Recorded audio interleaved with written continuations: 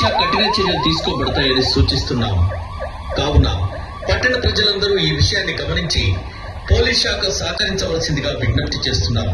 ఇది తొర్రూరు పోలీసు వారి అధికారిక హెచ్చరిక. తొర్రూరు పట్టణ ప్రజలకు పోలీస్ శాఖ వారి విజ్ఞప్తి. తొర్రూరు పట్టణ ప్రజలకు తెలియచేయనిది ఏమనగా, మున్సిపల్ చైర్మన్ మరియు వైస్ చైర్మన్ ఎన్నికల సందర్భంగా 17 ఫిబ్రవరి 2026 నాడు పట్టణమంతా 144 సెక్షన్ అమల్లో ఉంటుంది. అందువల్ల ప్రజలు ఎవరు కూడా ఇద్దరు లేదా ముగ్గురి కంటే ఎక్కువగా ఎక్కడైనా గుమికూడ రద్దని, రోడ్లపై కానీ బహిరంగ ప్రదేశాల్లో కానీ సమావేశం నిర్వహించబడుతుంది. ఈ అవకాశాలను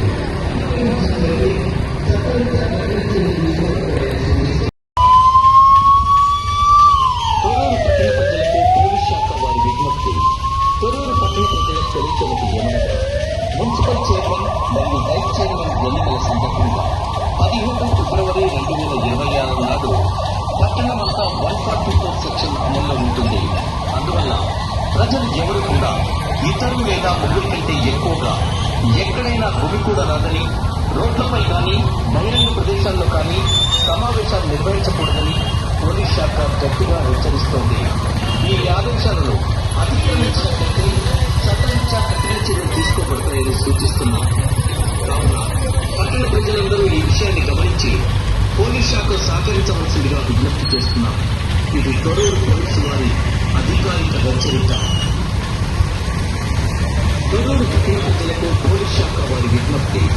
తొర్రూరు పట్టణ ప్రజలకు తెలియచేయనిది ఏమనగా, మున్సిపల్ చైర్మన్ మరియు వైస్ చైర్మన్ ఎన్నికల సందర్భంగా 17 ఫిబ్రవరి 2026 నాడు పట్టణమంతా 144 సెక్షన్ అమల్లో ఉంటుంది. అందువల్ల ప్రజలు ఎవరు కూడా ఇద్దరు లేదా ముగ్గురి కంటే ఎక్కువగా ఎక్కడైనా గుమికూడ రాదని, రోడ్లపై కానీ బహిరంగ ప్రదేశాల్లో కానీ సమావేశాలు నిర్వహించకూడదని పోలీస్ శాఖ గట్టిగా హెచ్చరిస్తోంది.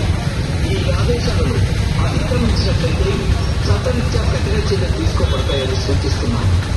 కావున పట్టణ ప్రజలందరూ ఈ విషయాన్ని గమనించి పోలీస్ శాఖ సహకరించవచ్చు.